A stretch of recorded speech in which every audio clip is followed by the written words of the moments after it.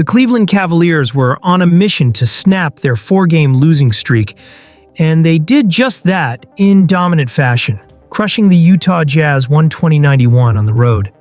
Despite some flashes of competitiveness from the Jazz, Cleveland's third-quarter explosion and relentless defensive pressure completely took over the game.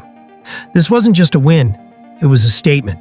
Make sure to hit that like button, subscribe to Basketball Insider USA, and turn on notifications for more in-depth NBA breakdowns.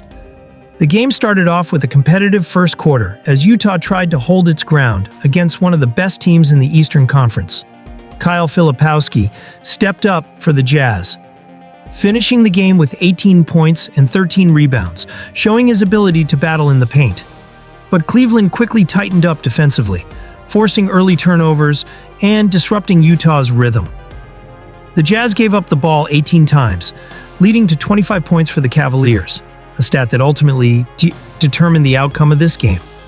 Jarrett Allen was a force inside, scoring 18 points on an efficient 8 for 11 shooting, while also grabbing 6 rebounds and dishing out 4 assists.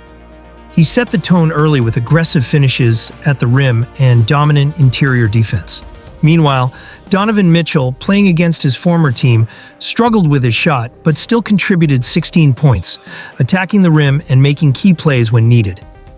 At halftime, Cleveland led 51-45, a modest lead considering their defensive struggles in recent games. But then came the game-changing third quarter. The start of the third quarter was the turning point. Cleveland exploded for a 15-0 run, completely shutting down Utah's offense. In a stretch that lasted over 5.5 minutes, the Jazz went 0 for 8 from the field, committing 4 turnovers in the process. The Cavaliers' defensive intensity skyrocketed. They were locking down the paint, closing out on shooters, and forcing bad passes. Evan Mobley played a key role, finishing the game with 11 points, 11 rebounds, and 3 blocks. His ability to rotate, contest shots, and disrupt Utah's offense was critical to Cleveland's dominance. On the offensive end, Jarrett Allen led the charge, scoring 11 of his 18 points in the third quarter. His physicality inside overwhelmed Utah, while Darius Garland and DeAndre Hunter added to the scoring burst. By the time the quarter ended, Cleveland had outscored Utah 37-19, turning a 6-point halftime lead into a 24-point blowout heading into the fourth quarter. With a commanding 93-64 lead, Cleveland never let up in the final frame. DeAndre Hunter, the Cavs' recent trade acquisition, had one of his best games since joining the team, contributing 15 points off the bench and providing strong perimeter defense. Utah had no answers offensively, shooting just 36% from the field and 32% from three. Without Lauri Markkanen, the Jazz struggled to find consistent scoring, and their offense became one-dimensional and stagnant. Cleveland's defensive discipline and extra effort plays sealed the deal. Every time Utah tried to drive inside, Allen and Mobley were there to contest. Every time the Jazz swung the ball to an open shooter, Cleveland's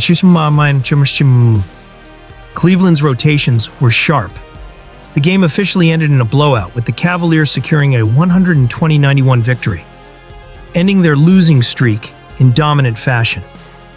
This win was about more than just breaking a 4-game skid. It was about proving their defensive identity. Before this game, Cleveland's defensive rating ranked 27th in the league during their losing streak. They were allowing far too many easy buckets and lacked the defensive intensity that made them elite earlier in the season.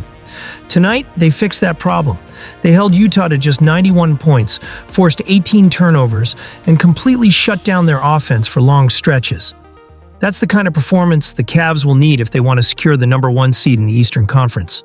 For the Jazz, this game highlighted their ongoing struggles. They've now lost 11 of their last 12 games and are 1-3 on their homestand. Their lack of offensive firepower and defensive consistency continues to hurt them. With upcoming games against Memphis and Houston, Utah will need to regroup fast to avoid falling further in the standings. What do you think? Can the Cavs use this game as a turning point and finish strong in the final stretch of the season? And what changes do the Jazz need to make to get back on track? Drop your thoughts in the comments below. If you enjoyed this breakdown, make sure to hit that like button, subscribe to Basketball Insider USA, and turn on notifications so you never miss an NBA analysis video.